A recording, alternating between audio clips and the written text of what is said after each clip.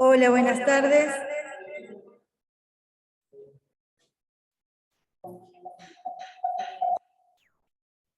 Buenas tardes.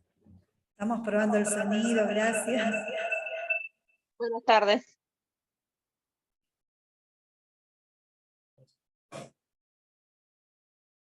Hola, buenas tardes. ¿Ahora sí me escuchan? Sí, se escucha. Hola, buenas tardes, doctora. ¿Sí se escucha bien? Bueno, muchísimas gracias. Gracias por estar presentes, los estamos mirando por acá.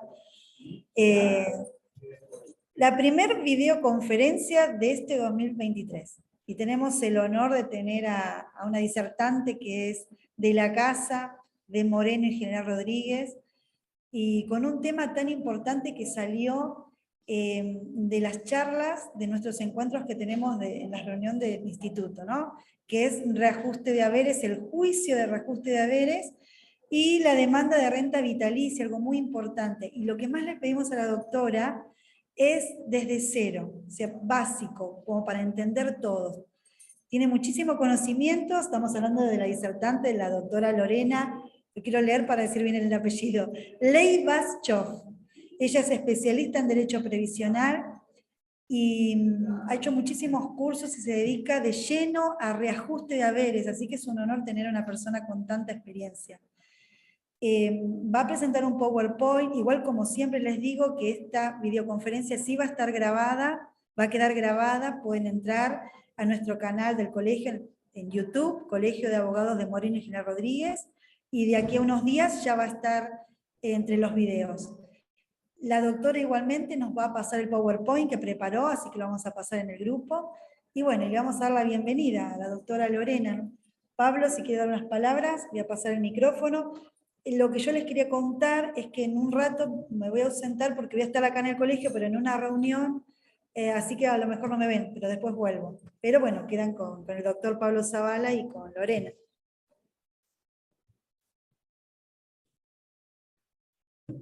Bueno, buenas tardes.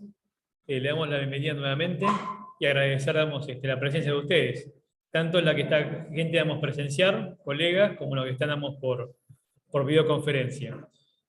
Bueno, no quiero tampoco perder más tiempo, sino ir directamente a la parte importante de la temática. Más allá de esta cuestión, de esta presentación, obviamente agradecemos a la colega. Es un honor que además forma parte del instituto y que siempre nos acompaña. También quería comentarles, hoy no pude estar conectado en el chat, pero en el día de ayer salió la reglamentación de la nueva moratoria. Un poco, bueno, ya en este paso, lo que faltaríamos sería la circulamos de ANSES y también faltaríamos algunos artículos que todavía no están reglamentados. Así que seguramente próximamente vamos a fijar una fecha como para poder hablar del tema. Así que bueno, le damos la bienvenida a la doctora y obviamente agradecemos que nos puedas acompañar en este tema tan importante que es los reajustes de haberes y también lo que es la renta vitalicia. Así que buenas tardes a todos y bueno, le paso con la colega. Muchas gracias, Pablo. Muchas gracias, Natalia. Quiero agradecer al Colegio de Abogados de Moreno General Rodríguez por darme la posibilidad de estar brindando hoy acá esta charla, y también a los directores, ¿no?, del Instituto de Derecho Previsional, a Pablo Zavala y a Natalia Ramos Gambiar. Bueno, como los chicos hoy recién adelantaron, voy a hablar un poquito sobre el reajuste de haberes y el de renta vitalicia. Voy a tratar de hacerlo lo más criollo posible, ¿sí?, en el idioma más simple para que les pueda llegar a todos. Lo primero que tenemos que hacer cuando viene una persona, un cliente al estudio y nos consulta por un juicio de reajuste, va a ser una entrevista parecida a la que tenemos cuando viene un cliente y nos pregunta si se puede jubilar o pensionar.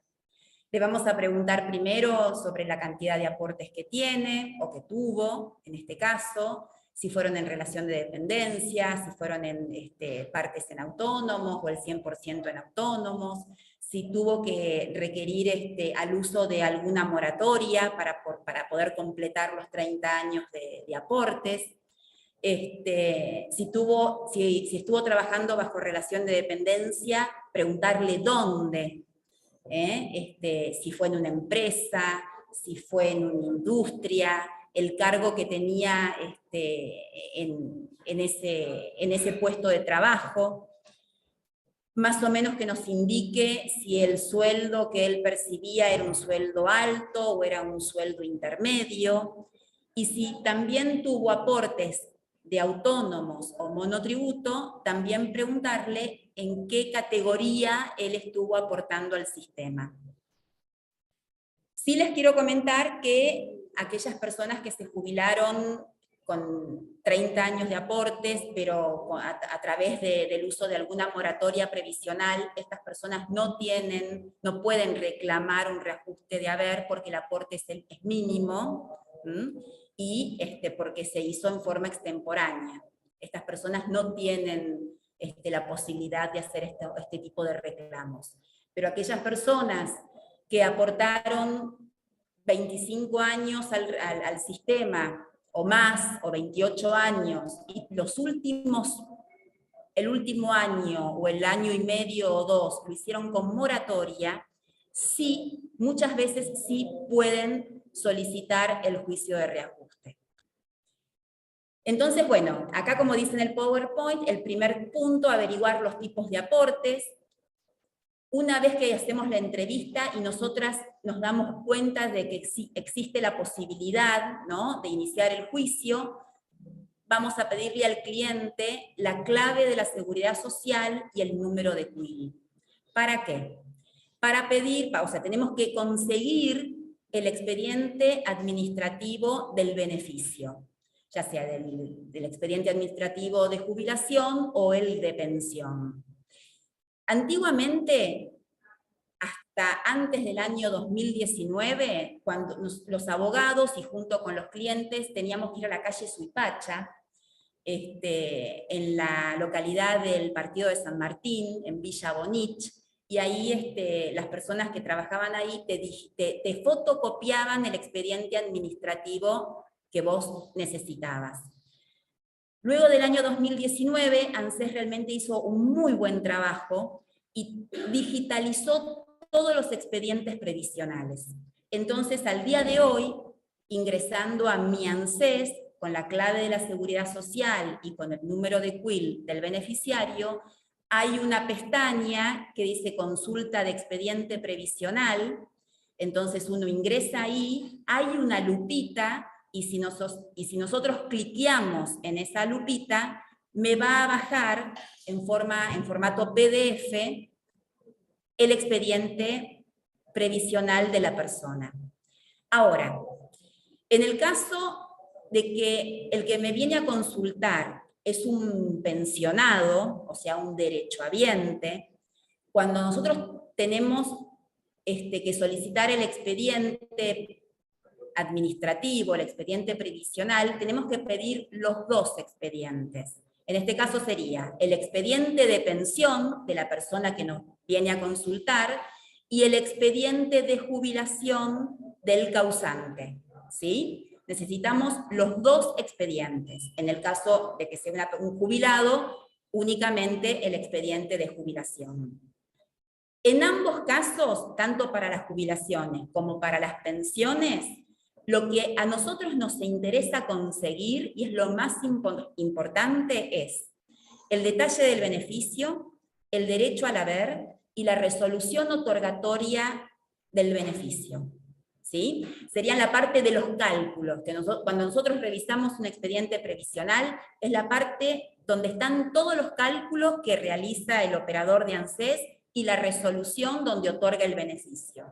Después, las verificaciones que haya, las verificaciones que haya en el expediente, las certificaciones de servicios, los recibos de sueldo que se acompañen, a nosotros eso no nos interesa, sino que a lo que a nosotros nos interesa entonces es, y lo recalco porque después la justicia en el medio del proceso nos va a pedir esto. Entonces es preferible tenerlo de antemano y no tener que perder tiempo a veces cuando estamos en el medio del juicio. Entonces, repito, es el detalle del beneficio, el detalle del haber, la determinación del haber y la resolución otorgatoria del beneficio previsional.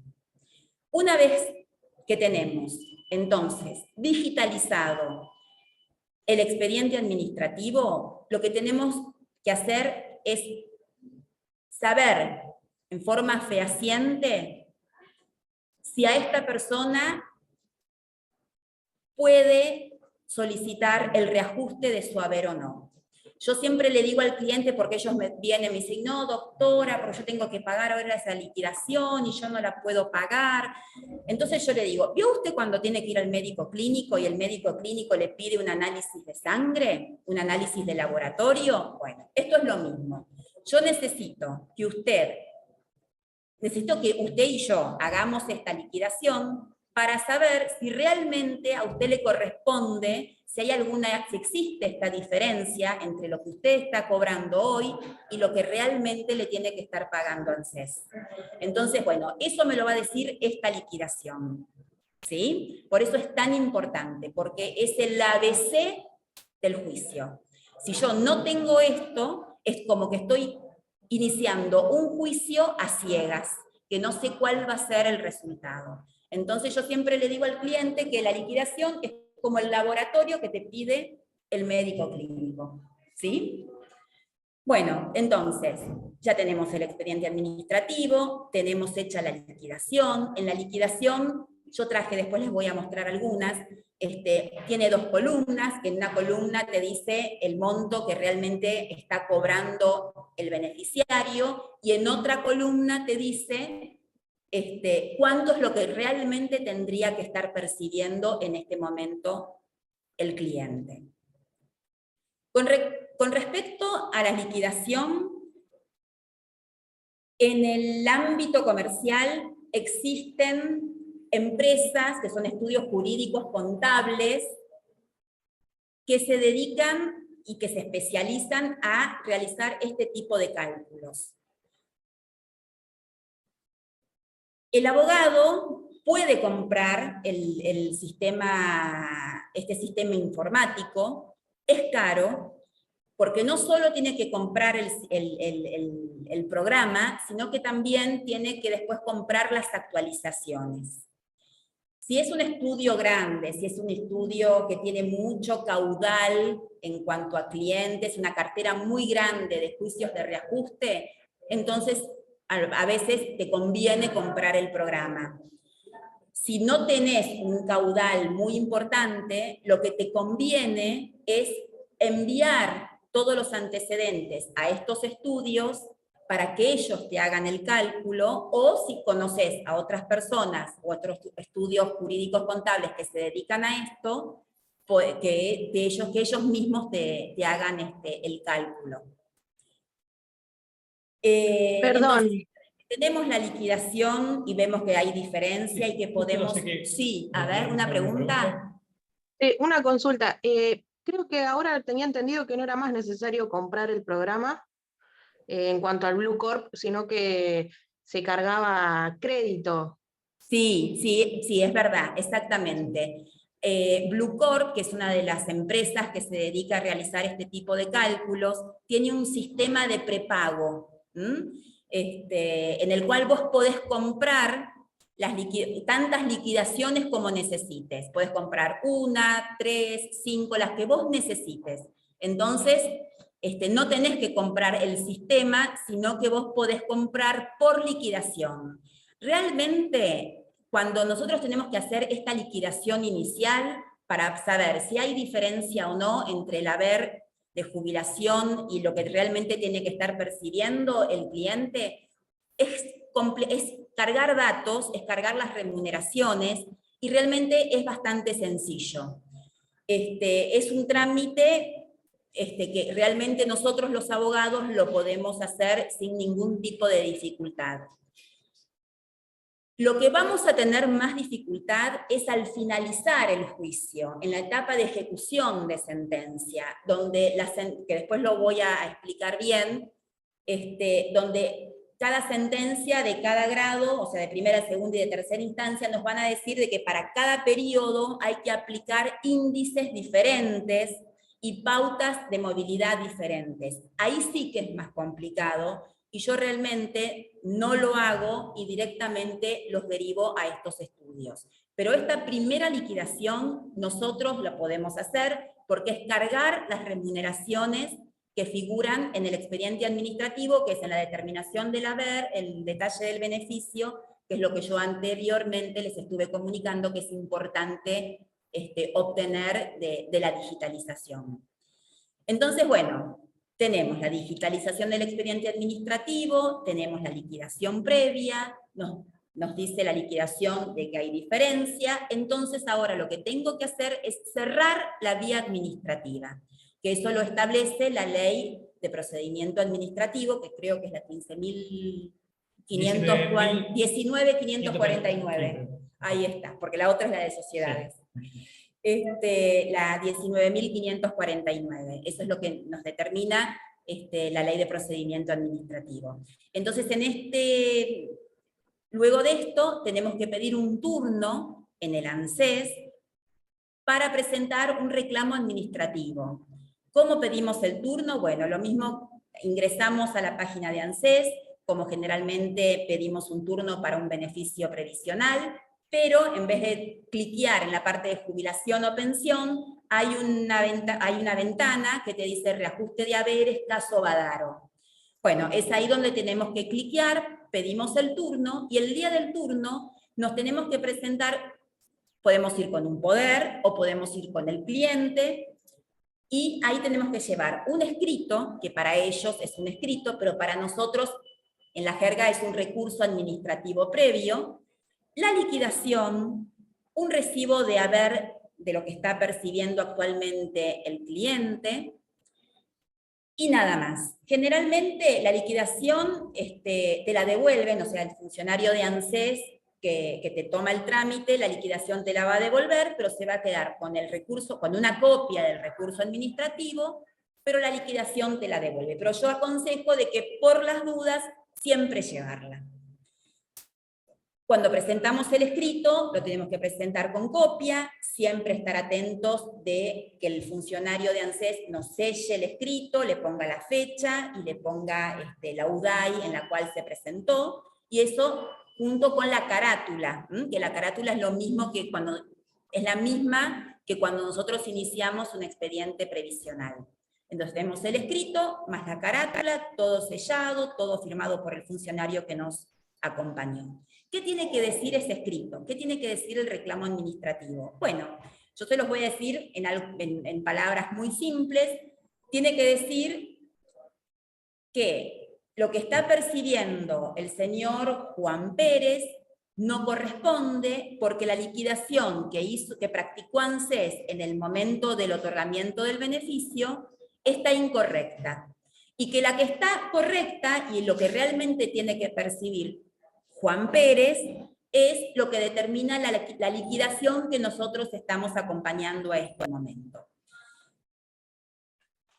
Este escrito es muy parecido a lo que nosotros vamos a presentar después como escrito de demanda. Por eso no me adelanto y solamente les comento en forma criolla qué es lo que tiene que decir el escrito.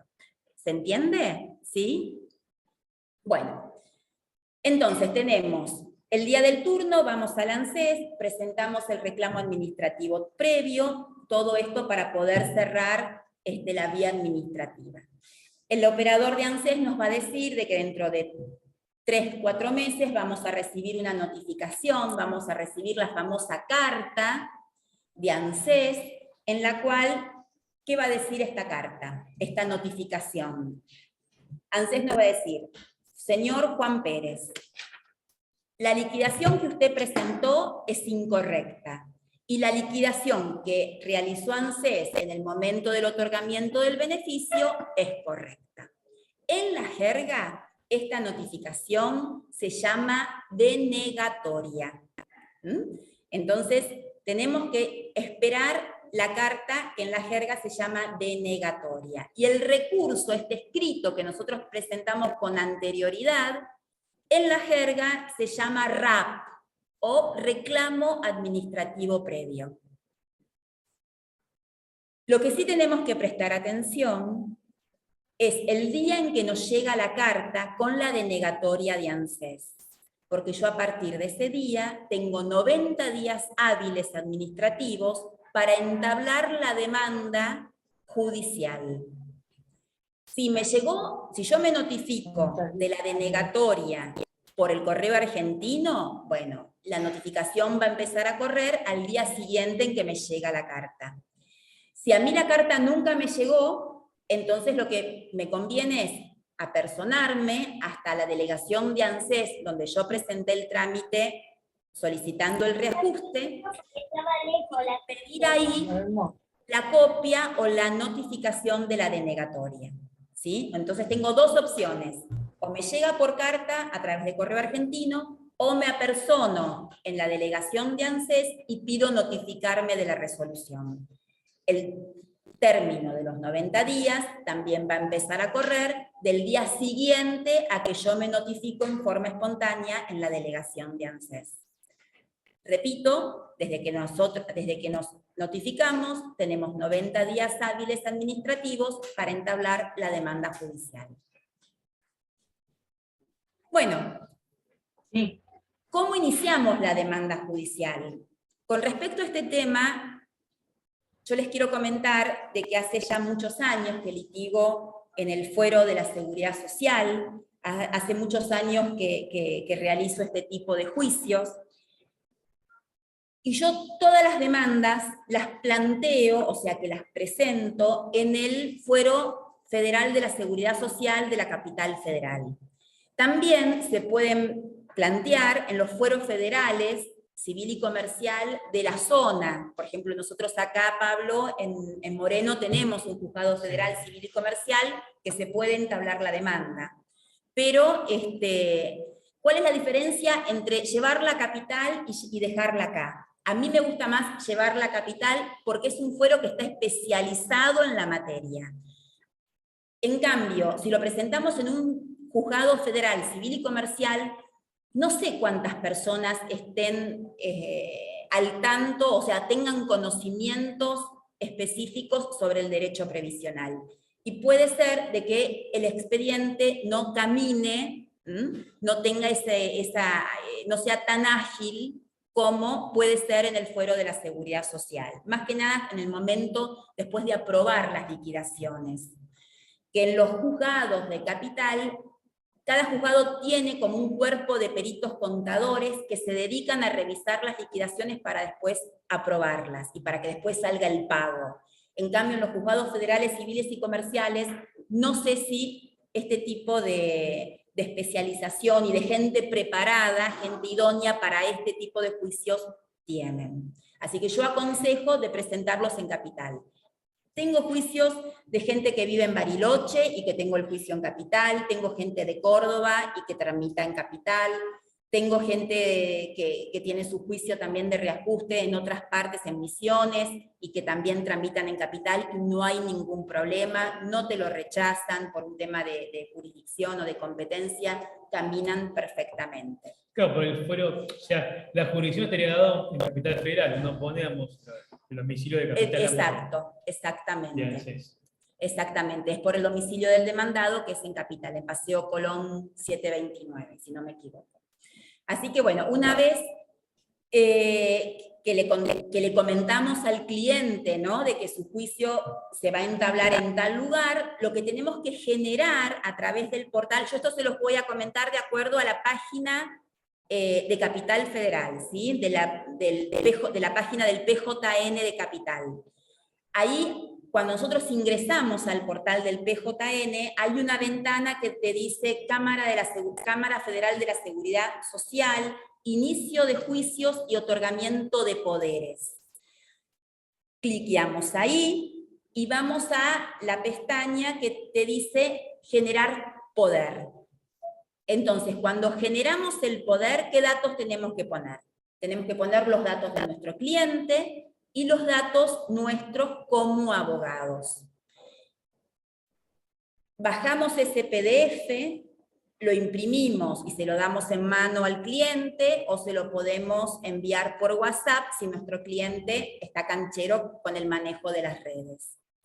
El cliente lo que tiene que hacer es ir hasta la Valle 1268, planta baja, puerta de vidrio, en el horario de 8 a 12:30, muñido de este papel que nosotros le enviamos o le damos en mano, más su DNI. Realmente en la oficina de poderes no hay gente, el cliente entra y sale, como en la jerga se dice. ¿Qué va a tener que hacer el cliente? ¿Vieron las pantallitas estas electrónicas que existen actualmente donde firmamos para hacer el DNI o para hacer el registro? Bueno, lo mismo va a hacer nuestro cliente. Va a firmar en esta pantallita, en esta oficina que es especial de poderes, y nada más. Y se va a su casa. Nosotros, a la tarde del día en que el señor va a ir a hacer el trámite, o al día siguiente, ingresamos al PJN, a la pantalla o a la ventana que dice Cámara Federal de la Seguridad Social, otorgamiento de poderes, pero no vamos a cliquear otorgamiento de poderes, sino que poderes ya generados. Cliqueamos ahí, vamos a tener que poner el número de documento del cliente y ya nos sale la carta poder. Yo traje carta poder, no, pero ahora es imposible, ¿no, Dani, de mostrarlo? Sí. La tengo acá en la carpeta. A ver, bueno. Igualmente el material, pues preguntaban, lo subimos también al chat después. Claro. Preguntábamos un colega recién, sí. Con respecto, digamos, bueno, ahí le contestan, ¿no? Con respecto, digamos, a los que son de provincia, ¿qué tipo de matrícula tienen que tener? Bueno, matrícula federal. Que eso, si son, digamos, del interior, vamos, se pueden acercar. Si son de esta zona, vamos, eso se tramitamos en el federal, vamos, de San Martín, vamos, en la Cámara. Sí, sí. No, es el tema de la matrícula. Claro, preguntan el tema de la matrícula. Yo como todos los juicios los llevo a Capital, yo estoy matriculada obviamente que en provincia y en Capital, tengo matrícula de Capital y matrícula de provincia, pero no tengo matrícula federal. Y en Capital, únicamente con la matrícula de Capital, desde el año 2006, que nunca tuve ningún inconveniente. De la provincia del interior. De la provincia, no, la verdad, yo creo que tiene que tener federal. Claro, ahí sí. Tiene que tener federal, sí. Pero en el ámbito de la Capital Federal, con matrícula de Capital, no tenés ningún problema. Acá les voy a mostrar, a ver, Dani, si nos podés ayudar. Este es el papel, que nosotros le vamos a dar al cliente para que vaya a generar el poder. Igualmente podemos sacar una foto y subirla al chat también. También. Y este es el poder ya otorgado por la Cámara.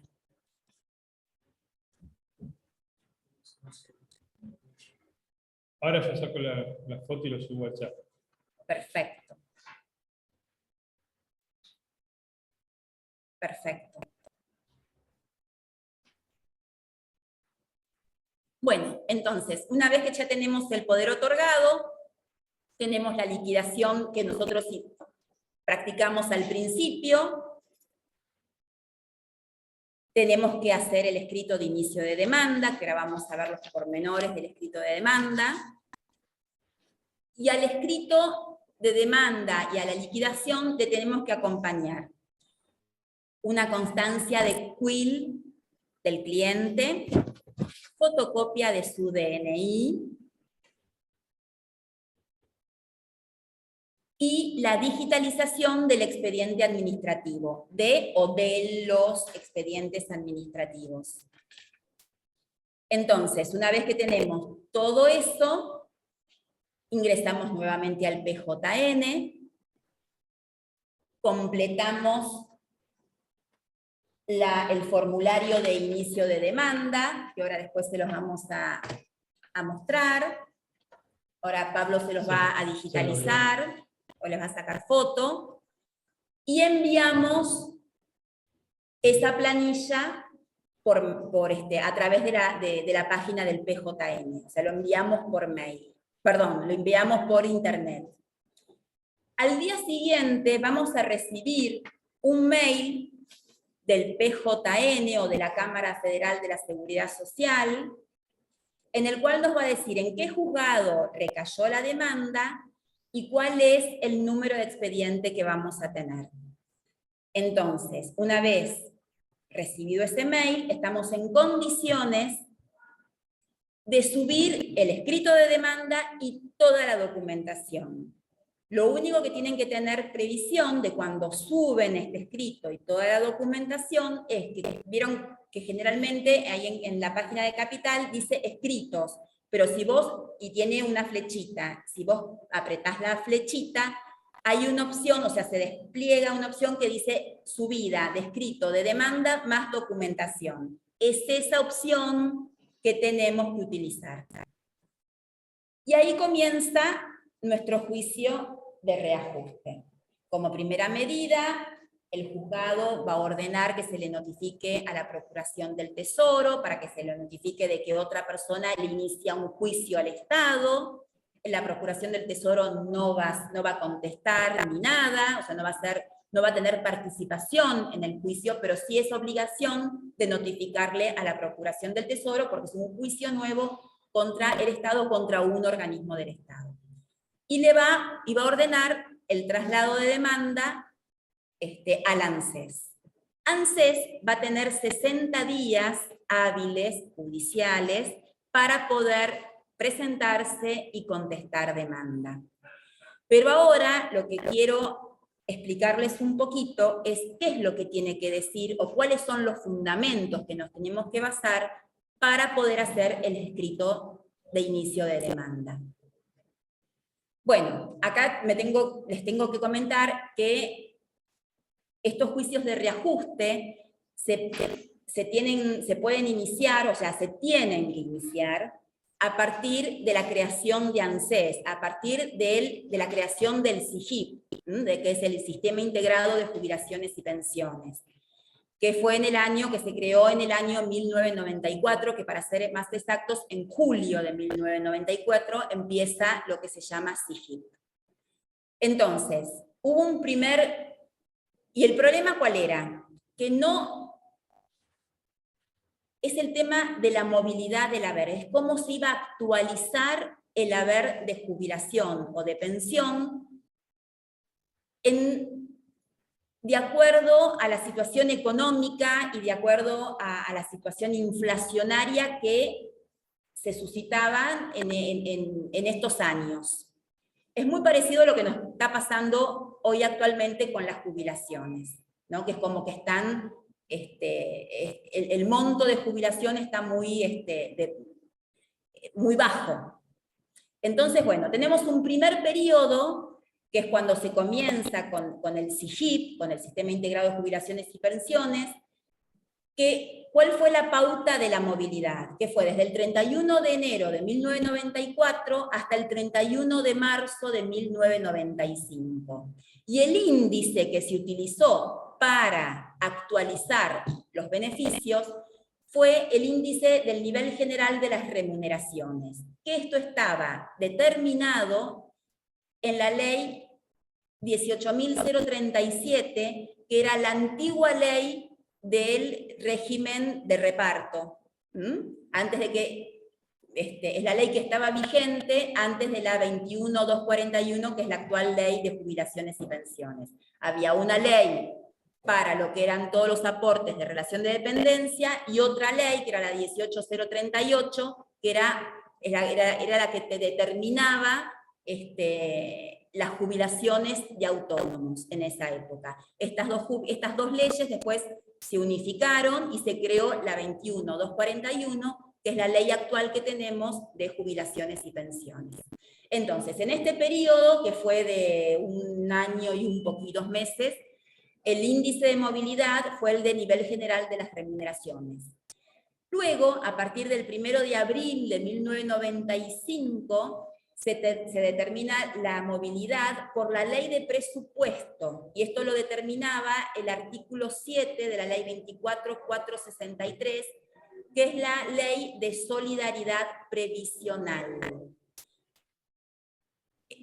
En esta ley se determinaba la movilidad a través de un índice que se lo denominó AMPO, que significa aporte medio previsional obligatorio. ¿Qué pasó con el AMPO? ¿Y qué pasó en este periodo? Que el AMPO no tuvo una fluctuación que sea acorde al nivel de vida que se tenía en ese momento en cuanto a la situación económica y a la situación inflacionaria del país. ¿Por qué? Porque el AMPO, por el tiempo que duró, empezó teniendo un valor de 60 pesos y terminó teniendo un valor de 72 luego a los 5 años. O sea que las jubilaciones o las pensiones, los beneficios no aumentaron nada. Nada. Entonces, bueno, debido a esta situación, desde septiembre de 1997 hasta el 5 de enero del 2002, el AMPO es reemplazado por el MOPRE. ¿Qué significa MOPRE? Módulo previsional. Y termina en enero del año 2002 con la ley de convertibilidad. Acuérdense, más o menos, años 2002, ley de convertibilidad, ministro de Economía Cavallo, de la Rúa como presidente, helicóptero, casa de gobierno, y después no sé cuántos presidentes tuvimos. Caos total. Así que bueno, era una situación complicada también. Entonces, con el MOPRE, ¿cuál fue la variación del MOPRE? Creo que, si no recuerdo mal, el MOPRE, por los 5 años y medio que duró, tuvo una fluctuación de 13,5%. O sea, chicos, nada, pobres jubilados. Bueno, entonces que la Cámara de la Seguridad Social empezó a dictar diferentes fallos, y estos fallos lo que determinaban eran diferentes índices de actualización de los saberes previsionales. Y yo acá, en el PowerPoint, les escribí los fallos más importantes, como González Elisa Lucinda, Zagari, Ortino, Fernández, Ciromba, que estos fallos son los fallos bisagra, o son los fallos que le abrieron la puerta para después desembarcar en Badaro, en el famoso fallo Badaro, en Badaro 1 y en Badaro 2. Así que bueno, estos fallos son los antecedentes o es la antesala de Badaro. Un poco después la idea es armáramos un blog y teníamos todos los fallos compilados. Más que todo para fácil acceso y hay varios fallos que son interesantes, que son repetitivos, digamos que es bueno saberlos y poder aplicarlos, ¿no? Así que eso es la próxima tarea nuestra.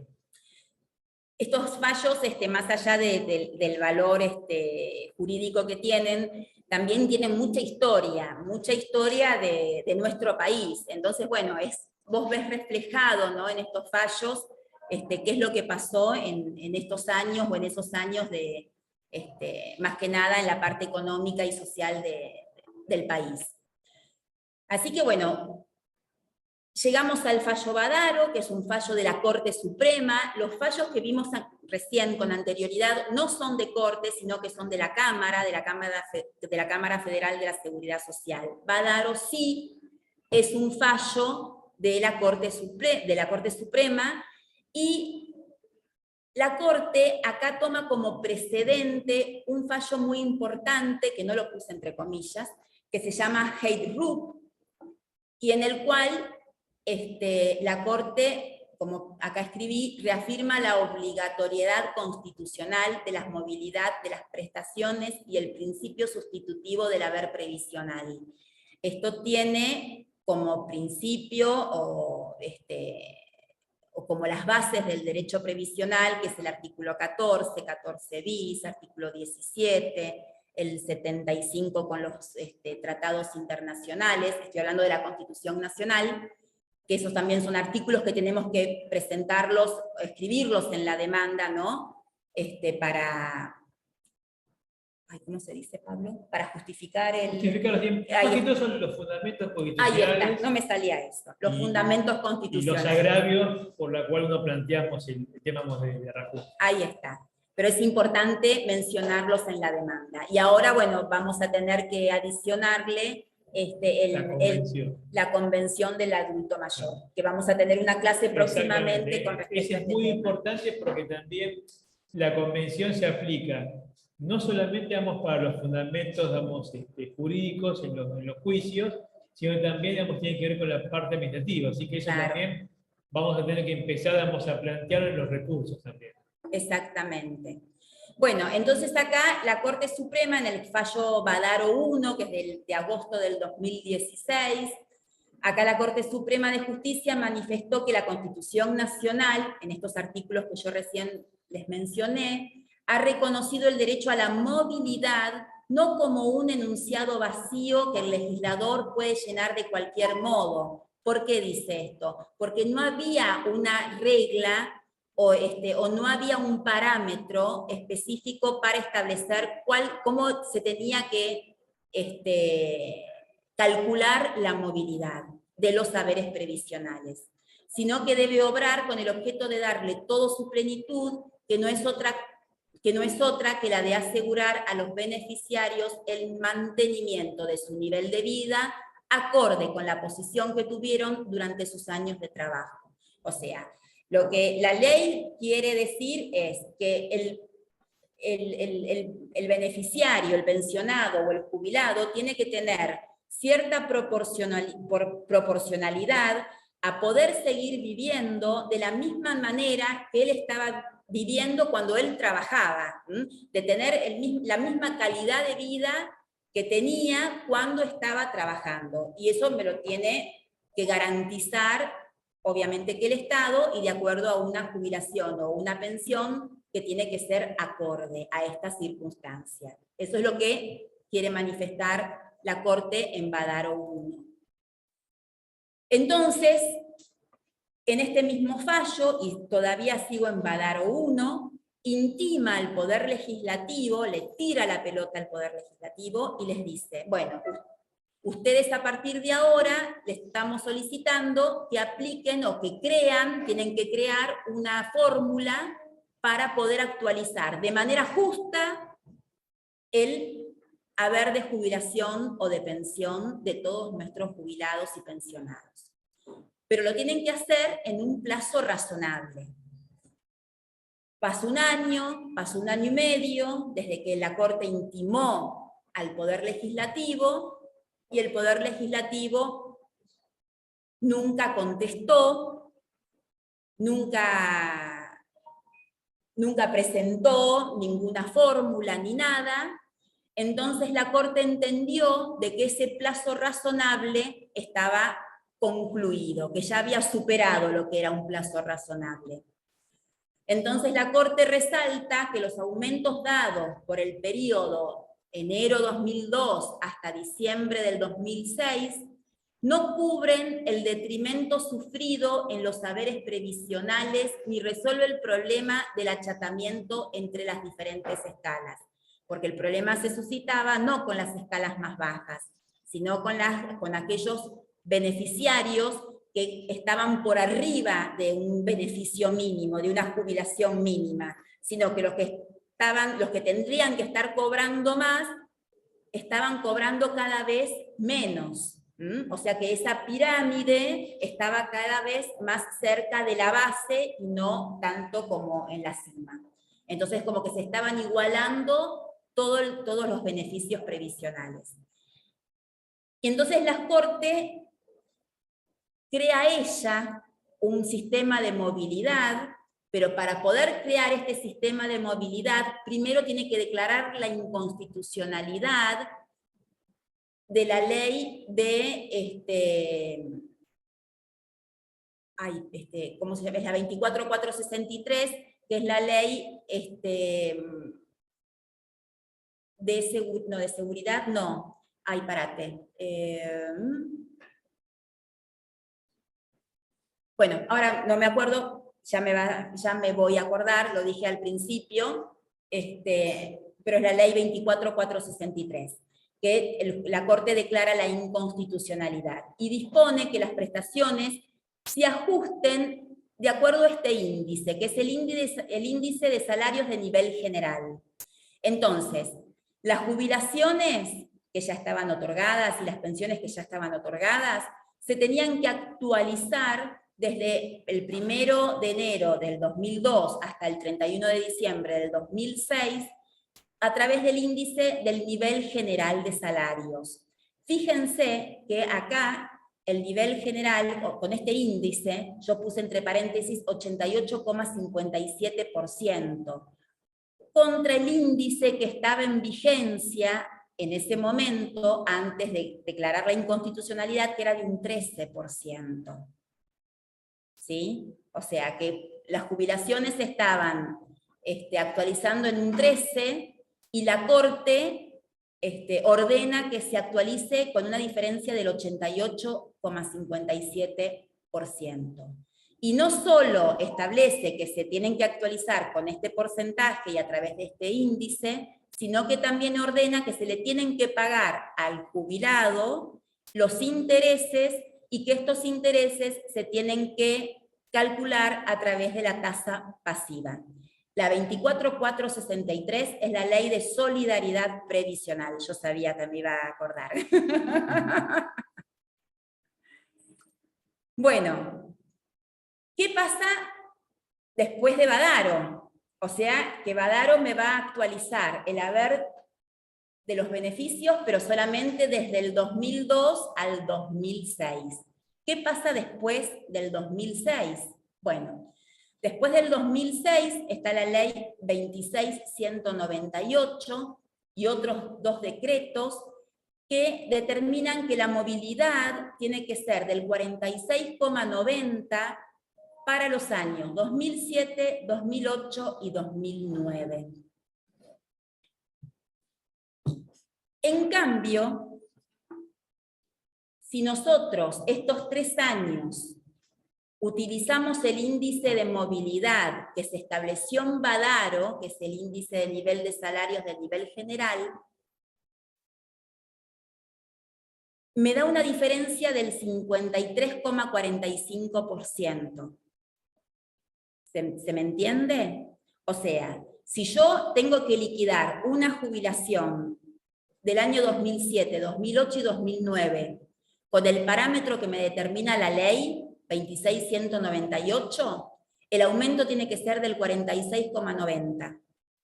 Pero si yo, en vez de utilizar el índice que me impone el Estado para actualizar el haber, uso el índice establecido en el fallo Badaro, me da más, me da 53,45. O sea que el jubilado estaría cobrando más dinero, por decirlo así, con el índice que determinó la Corte Suprema en Badaro, que lo que me determina la ley impuesta, obviamente, por el Poder Legislativo. Entonces, desde el año 2009 se crea la Ley de Movilidad Jubilatoria, que es la Ley 26417, y esta ley determina un nuevo índice de actualización de los saberes, que es el RIPTE. Y el RIPTE significa remuneración imponible promedio de los trabajadores estatales. Este RIPTE es un índice que lo va a crear la Secretaría de Seguridad Social del Ministerio de Trabajo. Ahora hago un paréntesis acá y quiero hablar de lo que pasa con los servicios autónomos. Yo les comenté al principio de la charla de que cuando nosotros teníamos al cliente en esta primera entrevista, le teníamos que preguntar si tenía aportes hechos en autónomos o en monotributo, o si eran todos bajo relación de dependencia, o era un beneficio mixto. ¿Por qué? Porque ANSES, cuando te liquida la parte de autónomo, ahora, hoy actualmente, como monotributo o autónomos, te lo determina en las categorías mínimas del sistema, no te lo determina en la categoría que realmente la persona aportó. Si yo he aportado en una categoría de monotributo F o en una categoría de monotributo E, cuando yo me vaya a jubilar, voy a tener mi haber de jubilación va a ser la mínima. Entonces, nosotros lo que tenemos que hacer es declarar la inconstitucionalidad de esta norma que determinó en el año 1980 de que la parte de autónomo se tenía que liquidar por la categoría más baja. Esto lo determinó el decreto 1361 del año 80, en donde se determina que se calcula el servicio de autónomos de acuerdo a la categoría mínima A y B. Entonces, los fallos que me van a permitir a mí declarar esta inconstitucionalidad son estos que estoy mencionando acá. Volonté, Olivares, Mackler, que es muy importante y es el más nuevo, y Gualtieri, que es más nuevo que Mackler, y Gualtieri, quiero hacer el reconocimiento que tuvo intervención el doctor Fantini, que fue titular en su momento del Juzgado Federal de la Seguridad Social número 6 y actualmente es camarista. Y que él vino acá al colegio nuestro, acá de Moreno y General Rodríguez, a dar una charla sobre reparación histórica, muy, muy importante. Así que bueno, esto es lo que yo les quería comentar, y aparte del tema de autónomos, es que no me tomaban los 30 años de aportes o toda la cantidad de años de aportes en este sistema, en autónomo o monotributo, sino que únicamente me tomaba los últimos 10 años, como también obviamente actualmente toman CES para determinar el haber de jubilación o de pensión. Con esta inconstitucionalidad lo que estamos planteando es que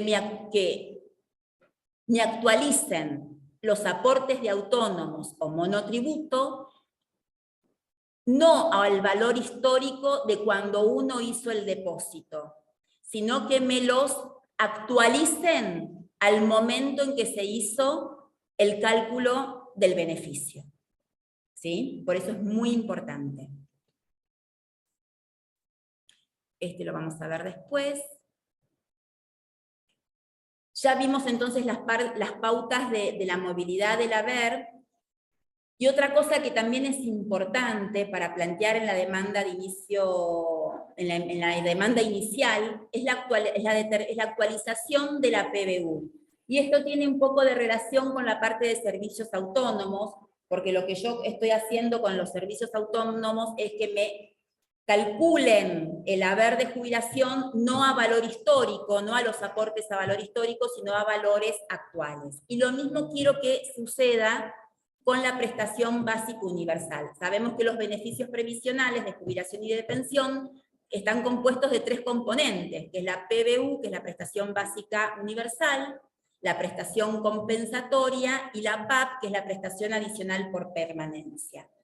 Acá lo que vamos a tener que solicitar es la actualización de la PBU, o sea que al momento que el liquidador de ANSES tenga que hacer la liquidación de mi jubilación, no me la tome tampoco a valor histórico, sino que me actualice esa remuneración al valor de hoy. ¿Cómo logro esto? Bueno, lo vamos a ver acá. Y dice, ¿por qué me lo calcula así? Porque dice que el artículo 20 de la ley 24.241, que es la ley actual de jubilaciones y pensiones, dice que la determinación de la PBU tiene que ser equivalente a 2,5 veces el valor del AMPO. Acuérdense que el valor del AMPO era de 60, que después aumentó a 72. para aportantes con 30 años de servicio, incrementándose en un 1% por cada año adicional, hasta tener 45 años de aportes si alguna persona, hay algunas y las conozco, que no son las mayorías, pero hay personas que aportaron 45 años al sistema de jubilación. El AMPO, acá, bueno, manifesté nuevamente que es el aporte medio previsional, y acá, bueno, les puse el valor, que el valor en ese momento era de 67 a 80 pesos. Y que el MOPRE quedó congelado, que era el módulo previsional, quedó congelado desde abril de 1997, que es cuando se finaliza la Ley de Solidaridad Previsional y comienza la Ley de convertibilidad. ¿Cómo hago para solicitar la inconstitucionalidad de la PBU y me la puedan actualizar, las remuneraciones me las puedan actualizar al día de inicio de la jubilación? A través del fallo ELIF, ¿sí? En el cual determina que las remuneraciones deben de actualizarse por el ISBIT, que es el índice de salarios básicos de la industria de la construcción, ¿sí? Entonces, las jubilaciones, los aportes correspondientes a la PBU se tienen que actualizar a través del índice ISBIC que determina el fallo ELIF. Ahora vamos a ver la diferencia del índice del ISBIC y del RIPTE. Actualmente la justicia federal, en las sentencias que salen hoy, determina que el índice a tomar tiene que ser el ISBIC, que es el índice que más le conviene al jubilado o al pensionado, es el que da más alto, es el que da un monto mayor. En cambio, cuando salió la reparación histórica, los retroactivos se estaba utilizando, o sea, para liquidar los retroactivos se utilizaba el RIPTE, que es menor. La justicia determina el ISBIC. Bueno, una vez entonces que pedimos la actualización de las remuneraciones de autónomas y monotributistas y solicitamos la actualización de las remuneraciones que pertenecen a la prestación básica universal, tenemos que plantear una serie de topes. Sí. ¿Esto no está en el escrito de ANSES? Sí, en el escrito de ANSES tenés que hacer como más abreviado. Lo tenés que mencionar, pero lo mencionás más abreviado. Siempre, siempre. En el escrito de demanda, ahí te explayás un poco más. Pero ya con los fundamentos de cada fallo, podés ir creando la demanda de inicio de demanda. Podés ir creando el escrito de inicio con estos fallos. ¿Sí? Sí. Sí.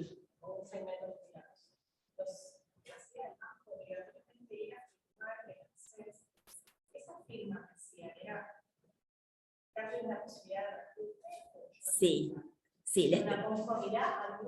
Exactamente. Las personas que firmaron reparación histórica no pueden posteriormente solicitar un reajuste del haber. Es más, en un momento del juicio, los jueces le preguntan al abogado y al cliente si firmaron convenio de reparación histórica.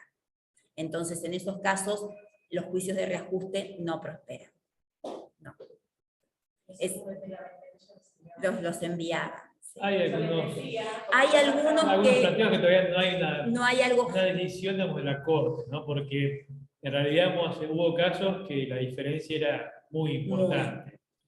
Entonces, pueden haber casos excepcionales, porque todavía no hay un fallo en la Corte que diga... Claro. O sea, es exacto. complejo, pero bueno. firmaron puedan acceder. Pero te preguntan, los jueces en una etapa del juicio te preguntan si vos suscribiste convenio de reparación histórica. Sí. Y la persona también se grabó para eso. ¿Cómo? Es que en realidad la homologación, digamos, de lo que hacíamos con reparación histórica, sí o sí tenía que ser, digamos, con letrado. Después había otra discusión con respecto a los honorarios, que en ese momento era una miseria, 500 pesos, después llegó a 1.500 pesos, bueno. Yo no llegué a cobrar Creo ninguno. que había gente que Todavía no, o sea, ahora estaba preparándonos un planteo para hacerlo porque en realidad, digamos, hace poco, en realidad, el año pasado, un abogado, teniendo que ver digamos, con el tema de las comisiones médicas, hizo un planteo, digamos, si planteamos la inconstitucionalidad, ¿no?, de esa ley, que también hace referencia digamos, a reparación histórica. Ajá. Y en realidad, digamos, tanto en primera instancia digamos, como en Cámara, pudo lograrlo. O sea, Mirá. sería interesante pensarlo en los casos nuestros, ¿no? También, o sea, llevarlo vamos, a lo que digamos, la ley. En un momento hubo mucha discusión, o sea, todavía no hay algo cerrado porque no hay un fallo de corte, pero en algunos casos sé que colegas digamos, estaban planteando esa circunstancia, ¿no? O sea, más que todo, pasa más allá digamos, de una cuestión digamos, aritmética, ¿no? Porque en realidad Sí. es como que uno tenga que renunciar a un derecho, o sea, no es cualquiera porque es un derecho digamos, de carácter alimentario. Entonces, cuando hay mucho la diferencia, y más que todo fallo en la propia Corte, que aplica obviamente este índice digamos, que es mucho más beneficioso, y puede haber, en algunos casos son las diferencias muy importantes. es más, se bajaba un mensaje como que no iba a las cámaras. Sí, lo que pasa es que, bueno, esa ley, digamos, establecíamos un plazo, entonces la gente que no... Es más, a mucha gente Estaba directamente le poníamos el recibo de haberes Sí. y la gente dice, bueno, pero mire que usted si esto no hace una aceptación, entonces fue bastante... Sí, había gente que realmente estaba muy necesitada Claro. del dinero, entonces, bueno, era una opción rápida de poder cobrar esa diferencia, sabiendo que después podía hacer que pierda el resto, esa diferencia que... ¿Por qué eso es muy de oído? ¿Por qué hace que hace como vos entras a aceptar el discute la persona en condición? Pues justamente la ley establecía eso, o sea, en forma automática, ANSES algunas veces le avisaba y otras veces directamente en el recibo de sueldo aparecía ese importe, ¿no? Pero claro, era a condición de que la persona acepte y que vaya a ANSES y firme convenio. Abrir paraguas por un montón de... Hay veces que había casos que no había tanta diferencia, No. eso dependía más o menos cada... Ahora sí estoy recordando que hay algunos casos, algunos juicios que llevo, que tramitan en el Juzgado Federal de la Seguridad Social número 7, que es de la doctora Alicia Bragini, que ella te pregunta, ¿no?, si la persona suscribió o cobró, porque muchas veces el adulto mayor cobró la reparación histórica de oficio. Claro. De oficio, no que el señor fue hasta el ANSES, puso la huella con el abogado, sino que lo percibieron de oficio. Entonces, en esos casos, sí, te lo acepta. En esos casos te lo acepta. Cuando cobró el beneficiario de oficio, ahí te lo acepta. Claro. Y vos en la liquidación final, ahí se hace el descuento. Como pago a cuenta. Como pago a cuenta, exactamente. Sí, pero en el único caso que lo vi hasta ahora, son los juicios que tramitan el juzgado número 7, que es de la doctora Bragini.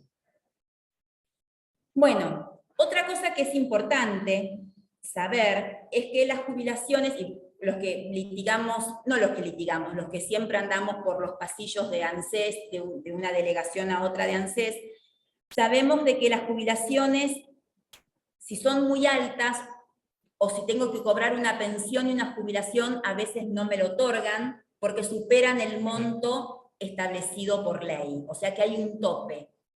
Yo puedo cobrar un beneficio, pero hasta determinado monto. Si supera ese monto, me lo van a bajar hasta el máximo de ese tope. De acuerdo a una de las liquidaciones que yo practiqué en este mes, la gente de, voy a decir el nombre, de Jauregui, me dijo que el tope en este momento era de 353.000 o 373.000 pesos. O sea que hasta ahí es lo que se puede cobrar.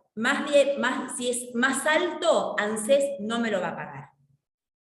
¿Cómo hago para que me pague esa diferencia? Bueno, tengo que plantear la inconstitucionalidad del tope.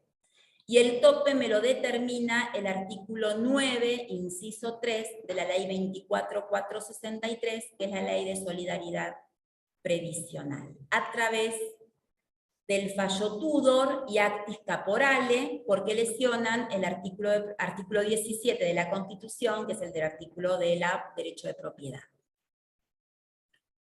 Otro tope que tenemos que plantear también es el del artículo 24 de la ley 24.241, que es la ley de jubilaciones y pensiones actual, porque esta ley determina la aplicación de un tope en el cual se deben tomar los últimos 10 años de aportes para la determinación del haber.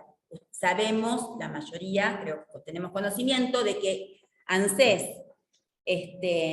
cuando te hace la liquidación para otorgarte el beneficio previsional, te toma los últimos 10 años. Pero ¿qué pasa? Puede pasar que esta persona, que se está a punto de jubilar, sus mejores aportes o sus mejores remuneraciones no fueron en estos últimos 10 años, sino que a lo mejor fue cuando el señor tenía 40, 35 años de edad, y son aportes y remuneraciones muy altas, que realmente le podrían modificar a su beneficio el haber de su jubilación o de la pensión.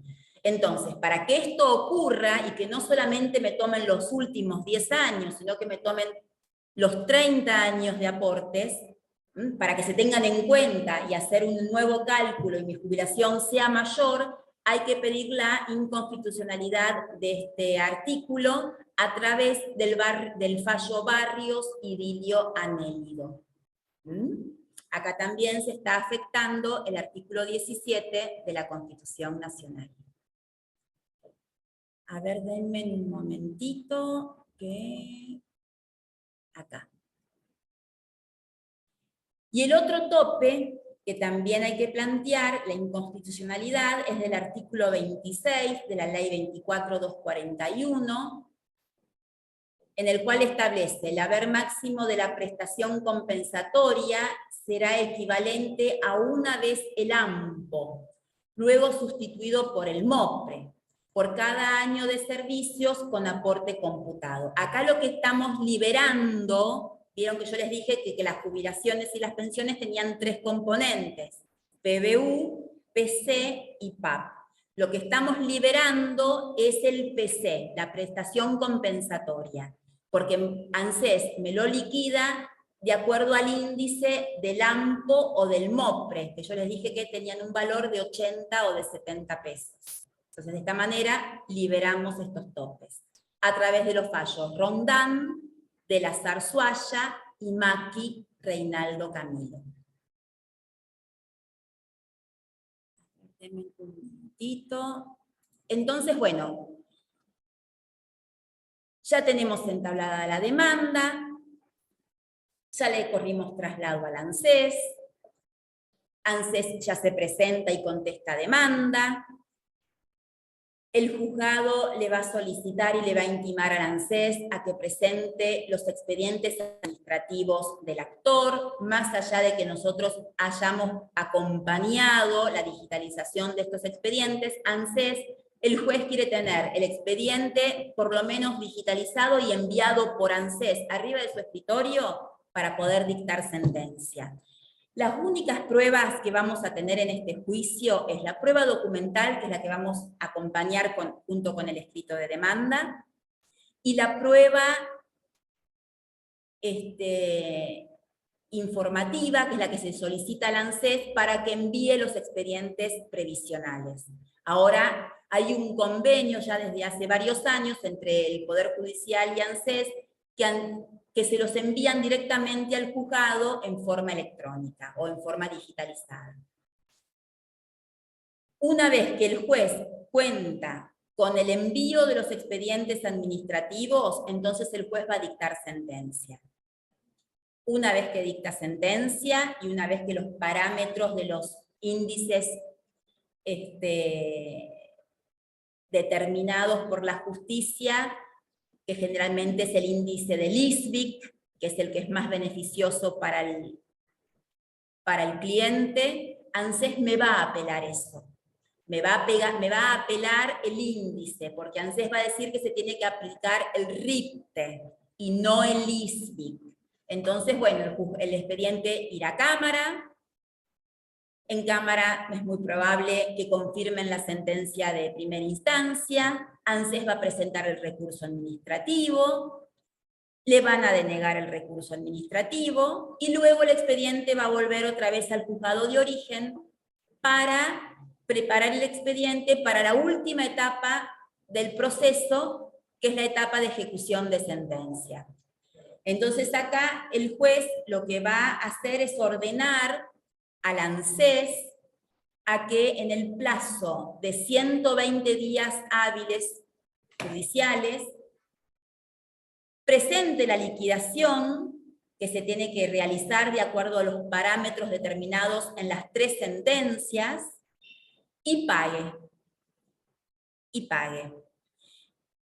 Es importante que sepan de que ANSES, o que no ANSES, sino que el juzgado me va a aprobar la liquidación, no desde que el jubilado o el pensionado se notificó del otorgamiento de su beneficio previsional, sino que la liquidación, y me van a pagar, desde que yo presento el recurso administrativo en ANSES, al principio de esta charla, 2 años para atrás.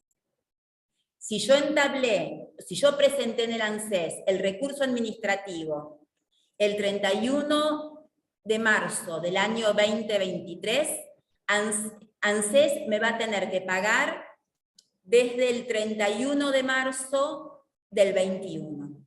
¿Sí? O sea, solamente la prescripción es 2 años para atrás.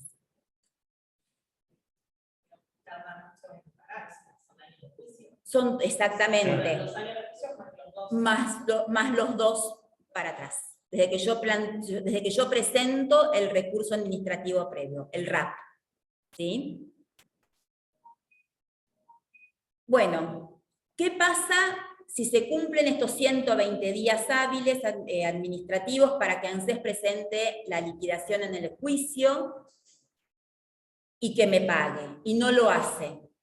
Entonces yo la herramienta que tengo para poder cobrar es a través de un embargo. Es pedirle embargo judicial sobre los fondos bancarios de ANSES. ANSES tiene una cuenta en el Banco Nación y lo que tenemos que lograr es embargar esa cuenta por la suma que esté aprobada la liquidación que nosotros vayamos a presentar. Como ANSES no presentó la liquidación, se cumplieron estos 120 días y ANSES no hizo la liquidación, no la presentó en el expediente, no depositó lo que realmente determina la justicia, entonces esa liquidación la tengo que hacer yo. La tengo que hacer yo como parte actora. Y es esta liquidación que yo aconsejo no hacerla, yo por lo menos no la hago, no tengo vergüenza en decirlo, no la hago porque me parece que es un cálculo muy complejo, donde hay que aplicar muchos índices, son muchas fechas, son muchos parámetros que determina la justicia, y yo realmente junto los antecedentes y los envío a alguno de estos estudios que se especializan en este tipo de liquidaciones. Entonces, lo que tengo que lograr primero, y me voy un poquito para atrás, es de esta liquidación que yo presento con todos los parámetros que me determina la justicia, que me la aprueben. Una vez que la tengo aprobada, el juzgado me va a decir que intime al ANSES a que me pague esa liquidación. Si no me lo paga, o sea, vencido el término, que generalmente es de 30 días. Si vencido el plazo de los 30 días no me paga ANSES, entonces yo tengo el derecho de pedirle al juez de que le trabe embargo sobre los fondos bancarios que tiene ANSES en el Banco Nación. Y de esa manera voy a poder percibir lo que realmente le corresponda al cliente en concepto de retroactivo. No solo se intima al ANSES a que me pague la liquidación aprobada en cuanto a retroactivo, sino que también le tiene que actualizar el haber del beneficio, que eso es lo más difícil, porque vos el retroactivo lo pagás, o sea, ANSES te lo paga, generalmente te lo paga por embargo judicial, a veces te lo paga de oficio, y no siempre te paga lo que realmente te tiene que pagar, entonces, y la liquidación no te la presenta en el expediente, entonces vos ahí tenés que intimarle al ANSES a que presente la liquidación que le pagó al actor, y ahí hacer vos un nuevo cálculo y ver si le pagó bien o si hay diferencia. Y si hay diferencia, reclamar esa diferencia. Pero si la liquidación está aprobada por el juzgado y se cobra a través de un embargo judicial, después lo que tenemos que estar luchando es para que le actualicen el haber de jubilación o de pensión al actor. ¿Cómo se hace eso? Con intimaciones al ANSES. Y tener mucha constancia. Y tener mucha constancia. ¿Sí? O sea, es complejo. O sea, después también, o sea, lamentablemente por el hecho de la inflación, también el periodo que uno iniciamos la ejecución, hasta que te pague también volvés a reclamar intereses. Exactamente. Y Porque cuando, no cumplió. exactamente, porque vos vas a, eso pasa a diario, que a vos te pagan una liquidación que se aprobó en el año 2001, y tiene una actualización de un haber, pero del 2001, y la va a cobrar ahora en el 2003. Entonces lo que tenemos, lo que yo hago es, vamos a cobrar esta liquidación, este retroactivo, y una vez que cobramos, entonces hago una nueva liquidación desde el 2001 hasta el 2003, y reclamo este periodo. Y así continuamente hasta que me actualicen el haber del beneficio previsional del actor. Es constante, es tedioso, Sí. pero bueno, es así. ANSES te paga honorarios a través de un procedimiento administrativo que tenés que llenar es una catarata de requisitos los que te pide y te los paga. Al tiempo te los paga. Igualmente uno tiene que arreglar un honorario con su cliente, que generalmente es del 20% de lo que él cobre, de todo lo que él cobre. Yo generalmente lo hago sobre el retroactivo. El 20% lo tiene que destinar a honorarios, y después el abogado sí tiene el derecho de reclamarle al ANSES el pago de los honorarios determinados en las sentencias, que generalmente es entre un 12 y un 15% del valor de las liquidaciones aprobadas. Pero ANSES sí, te tarda, tenés que pedir un certificado al juzgado donde se determina el monto a cobrar, y es todo un procedimiento administrativo a través de la página de ANSES. Antes tenías que ir a la avenida Córdoba a presentar todos los papeles, ahora es a través del portal de ANSES, y es bastante engorroso. Se están haciendo bien planteos porque la verdad que, o sea, como sabemos cómo actuamos ANSES, deberíamos hacernos el propio juzgado, un mecanismo que sea mucho más ágil. Como en todo juicio. Porque si no, los tiempos, bueno, las liquidaciones, o sea, es un trabajo extra, digamos. Sí. Sí. Sí.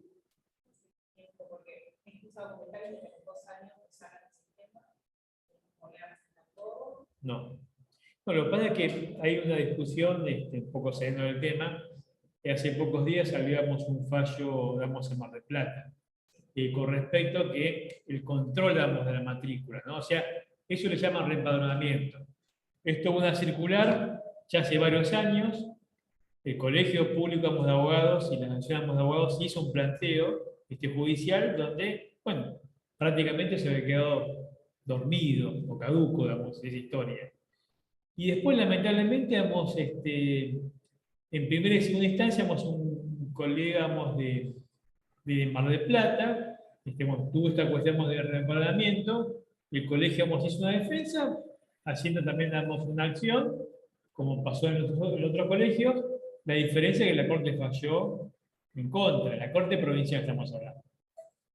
Si bien esto no hay que tomarlo, a ver, con cierta rigurosidad, porque en realidad eso pasaríamos en el colegio de Mar del Plata, o sea, porque es como decir que yo esa sentencia la quiero hacer valer en todo el país, porque en realidad hay otros antecedentes ganados por el colegio de abogados, como fuimos en Capital Federal, que son sentencias que están firmes.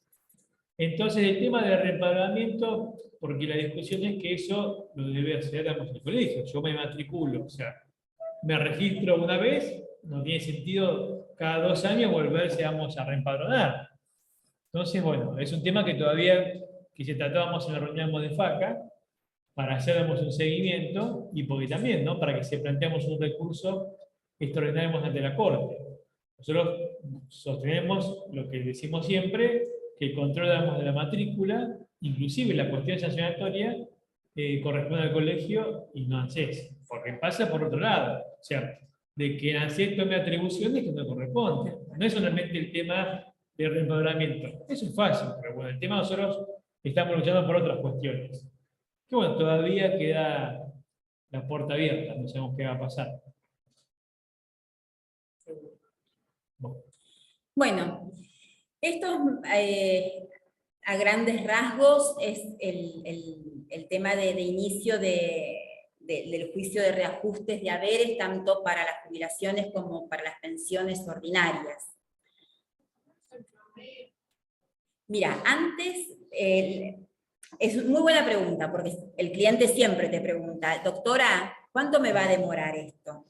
Entonces yo les digo, miren, ustedes tienen que hacerse la idea de que esto es un crédito, que esto es un crédito a futuro, que ustedes lo tienen, pero que lo van a cobrar en un tiempo. Antiguamente tardaban 10 años.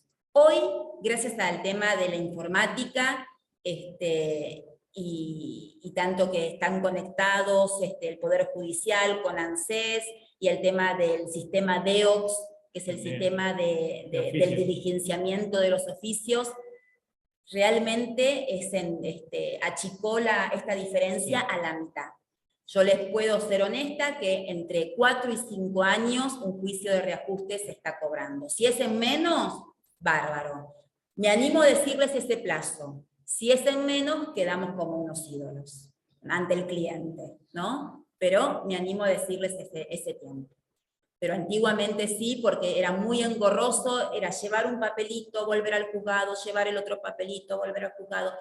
El tema del expediente administrativo, cuando no era digitalizado, te tardaba, ANSES tardaba a llevar el expediente al juzgado entre 1 año, 1 año y medio. Y vos tenías el expediente durmiendo en el juzgado 1 año y medio hasta que al ANSES se le ocurra, ¿no?, enviar el expediente administrativo. Otro problema, hace pocos años también hubo un incendio en el archivo. Tal cual. Había que reconstruir Sí. los expedientes, Sí. Era una locura. Era una locura. Fue un momento La muy verdad que así como le complicado. decimos que muy mal ANSES en muchas cosas, con el tema de la digitalización de todos los expedientes en el archivo, la verdad que fue una maravilla. Hay una colega que levantó la mano, Mariel, si no sé si te querés directamente desmutar para hacer la pregunta. Sí, buenas tardes. Primero felicitarlos por este taller que es muy, muy bueno, abre la mente un montón, así que estoy muy agradecida. Y segundo, tengo un caso que ya estaría listo para cobrar, pero ya pasaron los 120 días. El expediente de ANSES, el 150, se inició el 30 de diciembre del 2021 y está siempre en el mismo estado, en la situación 67, que dice que se encuentra en etapa de liquidación, ¿correcto? Y sigo esperando y no pasa nada. No, no lo tenés que manejar a través de la página de ANSES. No, hace caso omiso a lo que te dice la página de ANSES. Si se cumplieron los 120 días que determina el artículo 22 de la ley 24463, pedí directamente al juzgado el embargo judicial. Hacé caso omiso a lo que te dice la página de ANSES. Olvídate de ANSES. Olvídate, plantea el pedido de embargo directamente en el expediente judicial. Directamente hago un escrito solicitando el embargo y presento la liquidación, o no hace falta la del cálculo. Claro, sí, tenés razón. Primero tenés que acompañar la liquidación. O sea, vos no tenés liquidación aprobada. No. Únicamente se cumplieron el plazo de 120 días. ANSES no presentó la liquidación y tampoco pagó. No. Entonces, tenés que presentar vos la liquidación de acuerdo a los parámetros establecidos en las sentencias de autos.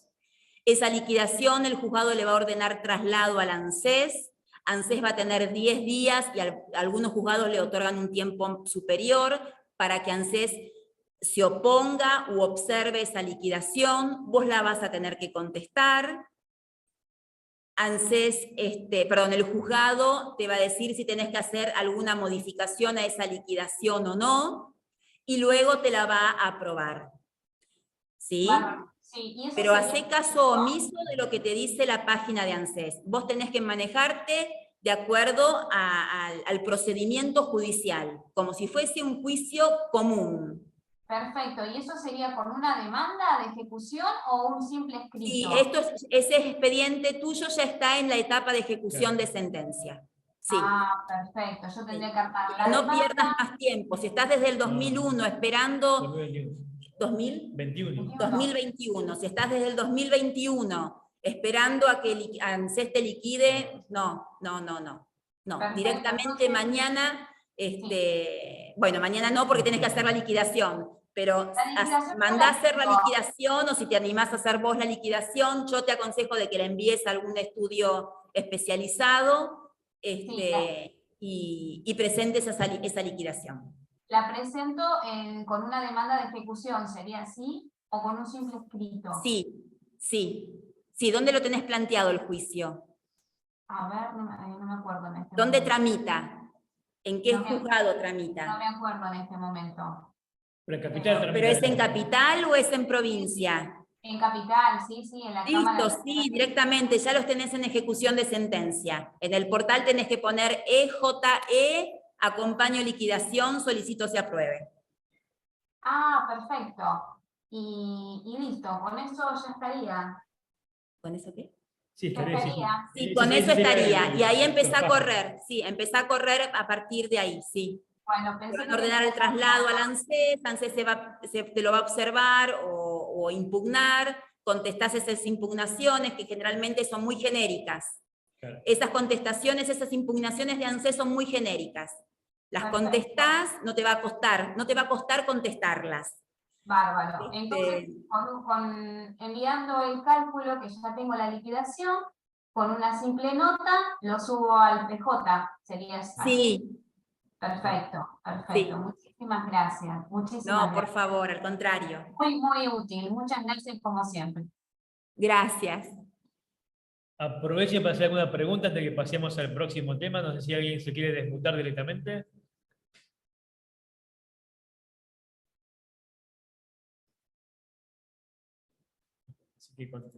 ¿No? Bueno.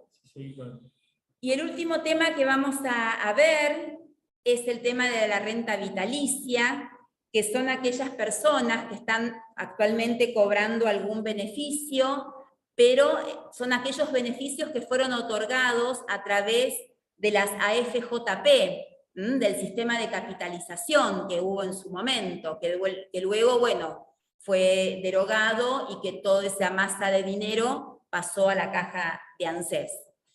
El problema es de que estas rentas vitalicias, de acuerdo a la póliza que ellos tenían, la fluctuación de estos beneficios tenían una fluctuación de acuerdo a unos índices financieros. Yo se los explico de una manera muy en casa, ¿no? Como si estuviésemos en casa. ¿Y qué pasa? Hay gente que actualmente está cobrando una jubilación a través de renta vitalicia que es mucho menor a un beneficio mínimo.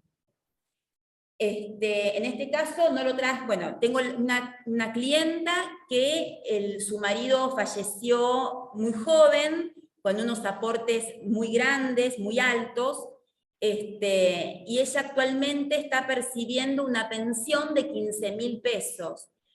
Cuando la jubilación mínima hoy en día está en Con el bono 73. 63. 73 con el bono de 7.3 con el bono, y ella cobra 15.000. Entonces, bueno, hay una masa de personas que se encuentran en esta situación, porque en su momento, cuando estaba el sistema de capitalización, realmente era muy beneficioso, por la situación del país, porque el sistema te convenía más aportar al sistema de capitalización que al sistema público, pero bueno, después cuando este sistema de capitalización desapareció, estas personas se encontraron con estos problemas. Lo que nosotros tenemos que lograr, y es lo que me tiene que garantizar el Estado, y ese va a ser el fundamento de nuestra demanda, es que el Estado le tiene que garantizar a estas personas por lo menos el haber mínimo.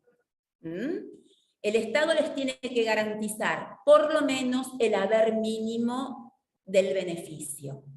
Entonces tenemos que plantear la inconstitucionalidad, y acá les puse los artículos del artículo 11 y concordantes de la 24463, que es la ley de solidaridad previsional, porque este artículo vulnera, y hay que se los escribí, el artículo 14, 14 bis, 16, 17, 76, 79, 99, me faltó el 75 inciso segundo, y seguramente ahora también la Convención del Adulto Mayor.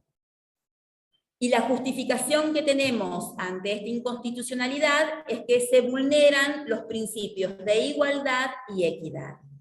Y vamos a solicitar que a estas personas se le apliquen la ley, la 24241, el artículo 17 y 125, más el decreto 55 de 1994, que es lo que estos artículos, este artículo y este decreto lo que me están garantizando es el haber mínimo. Entonces yo lo que le estoy pidiendo al juez es que por lo menos el Estado me decrete un haber del mínimo. Los fallos que yo tengo que plantear es el fallo Echart, que es el más nuevito, Kevorkian, Fragueiro y De Patri. Pero acá me está faltando algo. A ver, y está acá abajo, que no sé por qué. Sí, se bajó. ¿Cuáles son los requisitos para entablar este juicio? Yo lo que tengo que pedirle al cliente cuando me viene a ver por primera vez es, primero ver cuánto es lo que está percibiendo. O sea, que me traiga por lo menos los últimos 3 recibos de haberes, que se los manda generalmente todos los meses la FJP. El contrato de póliza, el seguro de póliza, no es el seguro, es el contrato de póliza, que es por dote. Es bastante, son muchas hojas. Y generalmente, de acuerdo a la FJP, donde la persona haya iniciado el trámite, también ellos tienen, o los clientes tienen, el expediente previsional, una copia del expediente previsional. Hay algunas AFJP que se las entregaron al cliente y hay otras AFJP que no, directamente el cliente no lo tiene.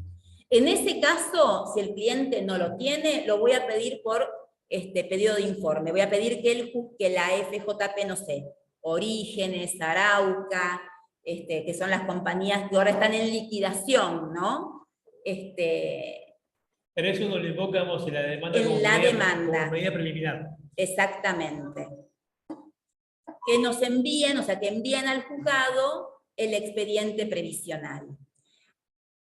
no sé por qué, y no tengo vergüenza en decirlo, porque no tengo el conocimiento, no sé por qué algunos expedientes previsionales están digitalizados en ANSES y otros no, directamente no existen. No sé. Pero podemos encontrar a veces que está el expediente previsional de renta vitalicia en el ANSES, y otras veces directamente te dicen acá no existe ningún expediente previsional, esta persona, pero cobran el beneficio, aunque sea de 15.000 pesos a través de ANSES. Es algo como que es ilógico, y vos decís, pero ¿cómo? Si le pagan ANSES y no tiene expediente. Bueno, sucede, son cosas que suceden. Pero eso no es impedimento para poder reclamar y seguir adelante con nuestro reclamo judicial. Entonces, una vez que nos hacemos del expediente previsional, ya sea que es el que nos envía la FJP o si tenemos la suerte de conseguirlo por ANSES, vamos a tener que practicar esta liquidación previa, que es la que nos va a determinar que de acuerdo a lo que esta chica cobra, que en este caso cobra 15.000 pesos, y recién acabo de hacer la liquidación, que me la acaban de enviar, tendría que estar cobrando 105.000. Mirá la diferencia que hay. Ella actualmente percibe 15.000 y tendría que estar cobrando 105.000. 1.500, 3.500, sí. Sí. Es impresionante. Entonces, bueno, tenemos que cerrar la vía administrativa, como en el caso anterior, con una presentación en ANSES. Hay veces que ANSES te quiere aceptar este escrito, que es el reclamo administrativo previo, otras veces te dicen que no, porque no existe el expediente judicial, perdón, porque no existe el expediente administrativo, entonces lo presentás bajo insistencia. Presentás el reclamo administrativo previo bajo insistencia. Y de esta manera tenés cerrada la vía administrativa. Esperás de recibir la notificación, que es la denegatoria de ANSES, y una vez que tenés los recibos de haberes, la póliza de la FJP, el expediente previsional, la liquidación, el descrito, que es el reclamo administrativo previo, y la denegatoria, sorteás la demanda judicial como en un reajuste de haberes común. La cuestión administrativa Sí. es muy importante. Yo justo iba a hacer mención, más que todo lo que pasamos en la pandemia, ¿no?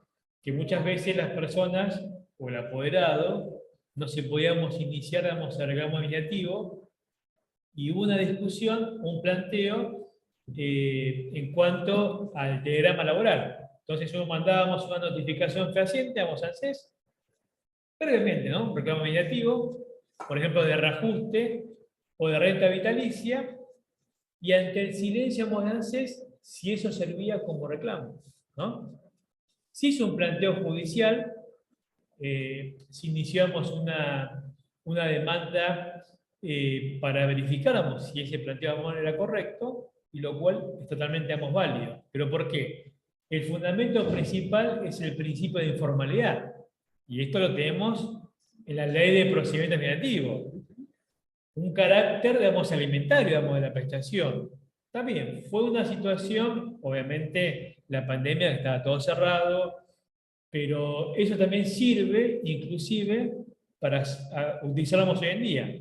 O sea, es la forma de manifestarse en forma fehaciente ante la autoridad que es ANSES, que en caso de silencio, damos respuesta, si damos forma negativa, si eso sirve como instrumento, ¿no? Como para poder iniciarlo. Y la justicia, ha dado la razón de la utilización del telegrama laboral como inicio de un procedimiento administrativo. O sea, es totalmente válido. Tal cual. Así que bueno, en esta demanda de renta vitalicia, los fallos que tenemos que invocar son los que manifesté hace un ratito, que es Echart, Kevorkian, Fragueiro y De Patri. Echart es el último que que salió, que es de la Corte Suprema, sobre renta vitalicia. Y después, a ver, demandas hasta...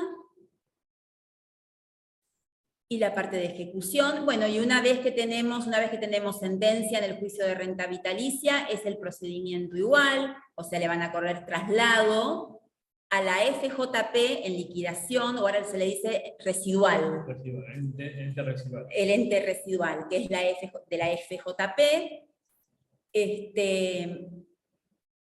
se le va a correr traslado al ANSES, van a tener que presentarse y contestar demanda, el juez va a pedir los expedientes administrativos, tanto al ente residual, que es la FJP, como al ANSES, si es que lo tiene, y la jueza o el juez va a dictar sentencia.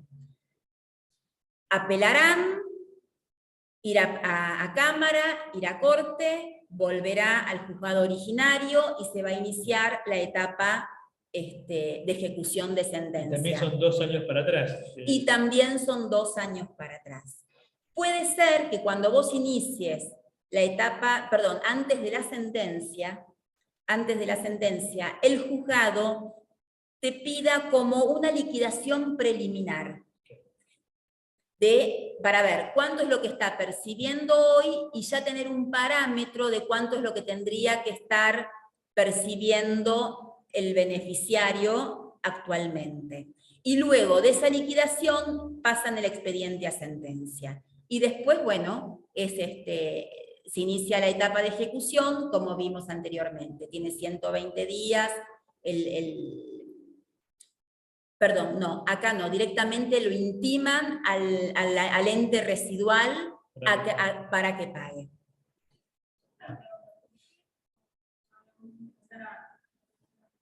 La regla de pesos, el cálculo será lo que vos. Sí, 105.000 en este caso. Pero vos me dijiste que el fundamento que se tiene que llevar al haber mínimo. Claro. Eso como piso. Es el piso. Puede ser más. Claro. Exacto, en este caso es más. O sea, tomás como parámetros los años de aporte. Exacto, Los aportes, por igual. ejemplo, una persona falleció tenía una alta remuneración en ese momento, entonces uno lo tiene que actualizar pues, al momento ahora. Entonces no te va a dar el mínimo. Ahí está la diferencia. O sea, ese es como muy mínimo, es un piso mínimo que el Estado debe asegurar. O sea, menos de eso nadie puede cobrar. Claro. El mínimo lo tenés garantizado. El tema es que esta gente no cobra el mínimo, claro, sino que es muy irrisorio lo que están percibiendo. Sí, entiendo, pero bueno, fíjate que bueno, se claro. puede garantizar el haber mínimo, entonces... No, perfecto. Está muy buena la pregunta, pero sí, no, se garantiza el mínimo. Del mínimo para arriba, de acuerdo a la calidad de aportes y de remuneraciones que haya tenido esa persona. Sí. Y después, bueno, volviendo a la parte de ejecución de sentencia, es el mismo procedimiento que los juicios de reajuste de haberes normales, por así llamarlos. ¿Y acá el lugar también? ¿Cómo? Sí, acá tenés que demandar a la FJP y al ANSES. A los dos. Es ANSES. El que te paga es ANSES. No te paga la FJP, te paga el ANSES. Tenés que volver a pedir un turno y presentar un nuevo recurso. O sea, sí o sí tengo que estar fuera de ese vencimiento. Sí, porque si vos presentás, el fiscal del juzgado te lo va a rechazar, te va a decretar como una caducidad. Igual es rápido. Sí, es rápido, actualmente es rápido. Es rápido. Pero el fiscal del juzgado te va a plantear como que está vencido, como una caducidad te va a plantear. Porque me había un error, yo pensé que necesitaba la matrícula federal. Ah. Yo tengo matrícula en campo. Sí. Y ahí fueron mis tiempos donde se me corrió. Claro. Tienes que volver a iniciar administrativamente y hacer una nueva secuencia. Tal cual, sí, exacto, sí. Si preguntan a una colega si el turno para presentáramos el reclamo administrativo en ANSES, digamos, es el mismo que el reajuste de haberes. Sí, es el mismo. Tenés que pedir el turno ahí, en esa pantallita, en esa ventana que te dice recurso administrativo barra caso Badaro. El que dice caso Badaro es ese. Ahí tenés que presentar el recurso administrativo previo. Sí. ¿Hay alguna otra pregunta, Pablo? Después preguntabas algún modelo Hola. básico recomendativo que dijimos que próximamente Sí. vamos a armar un blog y vamos a subir al blog algún material importante. Sí, ¿alguno que se quiera desmutar y decir directamente? Sí, ¿puedo hacer una pregunta? Sí, por supuesto. Buenas tardes. Muy buena Buenas la charla.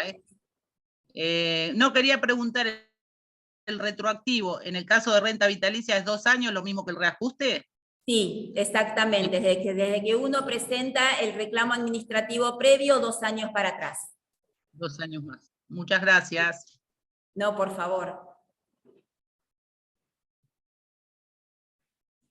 ¿Alguna pregunta más, chicas?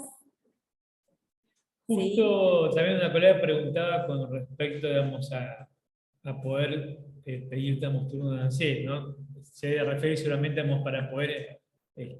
Para presentar el recurso. Claro. Claro. O sea, sí, tenés que, digamos, estar, si lo querés petamos como apoderada, tenés que, digamos, ahí sí, digamos, reempadronar, digamos, en ANSES. Uno lo puede pedir, digamos, en cualquier ANSES más cercano a su domicilio, y la parte, digamos, de la administración.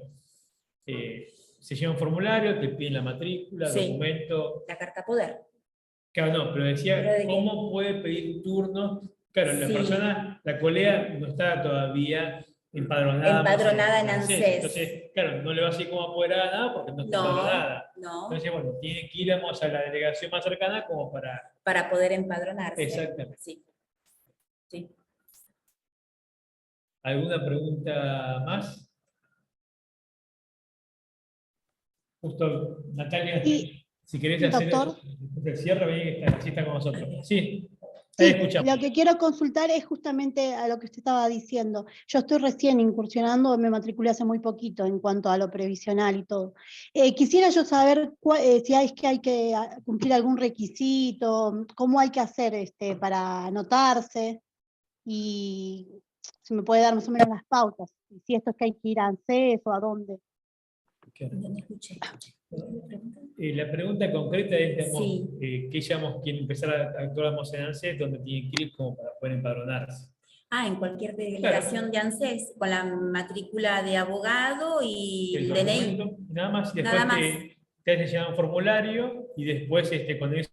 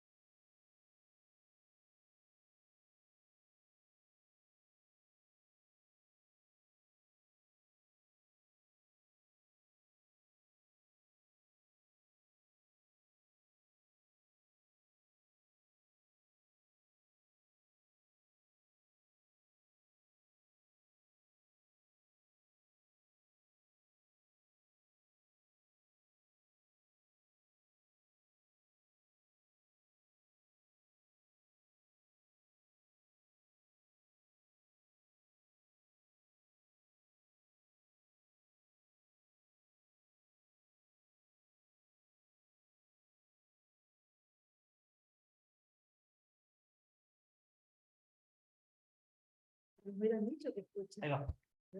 Hola, ¿nos escuchan?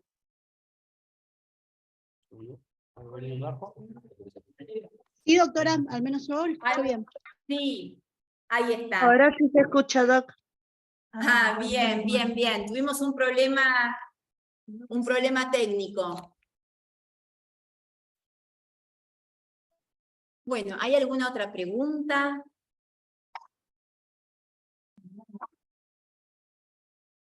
Me parece que no, que ya estamos. Nati, Acá estamos. ¿querés despedirnos? Nos están viendo, escuchando. Tuvimos un problema con otra notebook que se quedó sin baterías, pero bueno, acá estamos. ¿Se escucha?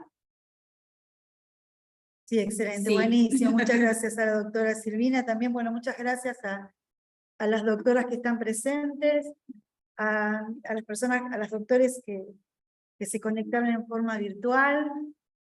Yo en un momento me tuve que ir a una reunión en el colegio, así que lo voy a buscar en este video, en la página de YouTube del colegio, va a quedar todo grabado. Muy interesante, súper práctico. Así que bueno, muy agradecidos con vos, Lorena, y bueno, te queremos tener siempre en la comisión en el Instituto de Derecho Previsional. Un Así que ya placer, estamos. va a ser un placer, seguro. Bueno, seguro. sí. Bueno, así que damos por terminada la primer videoconferencia. Seguimos por el WhatsApp, por el grupo de previsional, cualquier otra. Estamos en tratativas de la próxima videoconferencia con que habíamos hablado de derecho de la vejez. Y es, o sea, muy pronto, pero ya salió como dijo Pablo al principio, hay una reglamentación de la última ley de moratoria de ANSES, que hoy se la dieron a Pablo, pero que tiene como muchos vacíos todavía, hay muchos artículos que dice a reglamentar, o sea que está muy verde todavía, tienen que salir, digamos, circulares, otras resoluciones, es lo que le explicaban a Pablo dos jefes de ANSES. Así que bueno, próximamente vamos a estar hablando sobre... Sí. Perdón, te interrumpo. Acá hay... Nati, mira, acá hay una persona que pregunta cómo se firma el poder, bueno, si está el cliente en otra provincia. Es muy buena pregunta para presentar en Cava. Yo lo que he hecho es a través de un escribano. A través de un escribano y me lo aceptaron en el ámbito de la capital federal. Sí, con una señora de Bariloche y con un señor también de Misiones. Ellos hicieron el poder judicial notarial en esa provincia, me autorizaron obviamente que están todos mis datos personales y lo presenté en la justicia de acá de la capital federal. No tuve ningún inconveniente. Buenísimo, estoy leyendo, recuperamos los mensajes, los chats. Sí. Todas felicitaciones para vos, Lorena, muchas gracias, excelente disertación, felicidades, excelente, felicitaciones. Así que bueno. Bueno, bien, bien. Bueno, muchas gracias a todos. Seguimos con los que están en forma presencial. Sí, seguro, seguro. Un aplauso. Bueno, beso a todos. Muchas gracias.